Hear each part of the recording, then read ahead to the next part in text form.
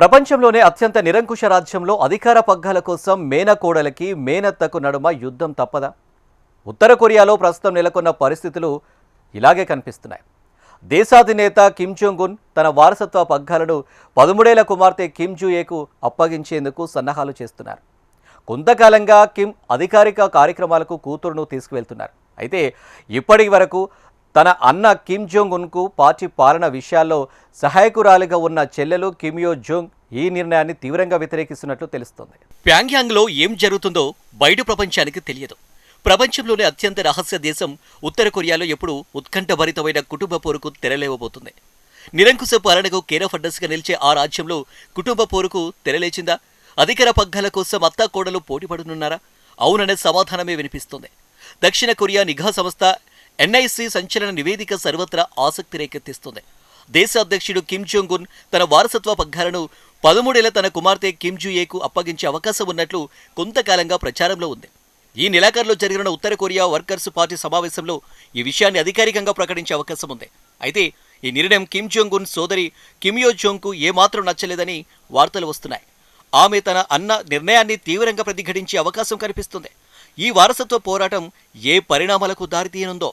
Kim Jong Un తన కుటుంబ పాలనను 4వ తరంలోనూ కొనసాగించేందుకు ప్రయత్నాలను వేగవంతం చేశారని విశ్లేషకులు చెబుతున్నారు. ఈ క్రమంలో దేశ భావి నేతగా తన కూతురు కిమ్ జూ-ఏ దేశానికి తదుపరి నాయకురాలని ప్రకటించేందుకు సిద్ధమవుతున్నారు.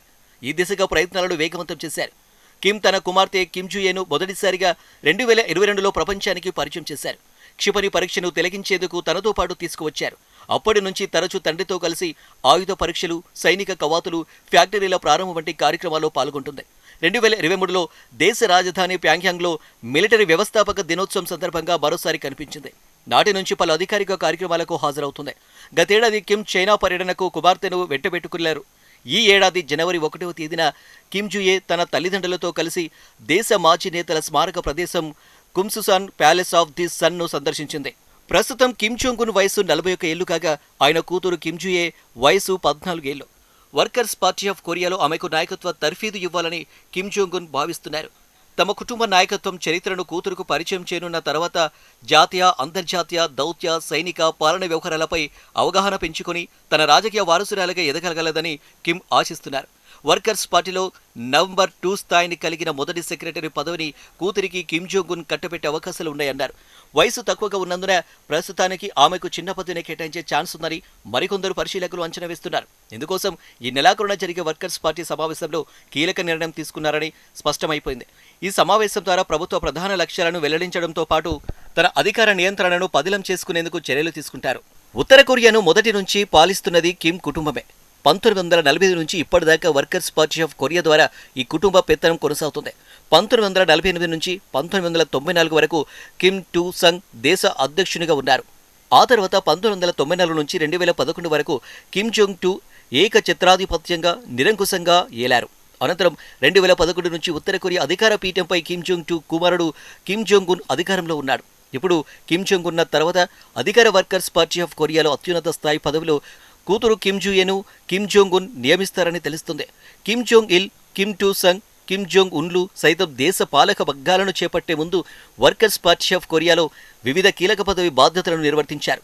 ఇప్పుడు ఆ దిశగానే కూతురుని కిమ్ జోంగ్ ఉన్ రెడీ చేస్తున్నారని అంతర్జాతీయ వ్యవహారాల పరిశీలకులు అంటున్నారు. అయితే వారసత్వ పగ్గాల బదిలీ విషయంలో కిమ్ జోంగ్ ఉన్కు తన సోదరి కిమ్ యో జోంగ్ నుంచి ప్రతిఘటన ఎదురే అవకాశాలు కనిపిస్తున్నాయి.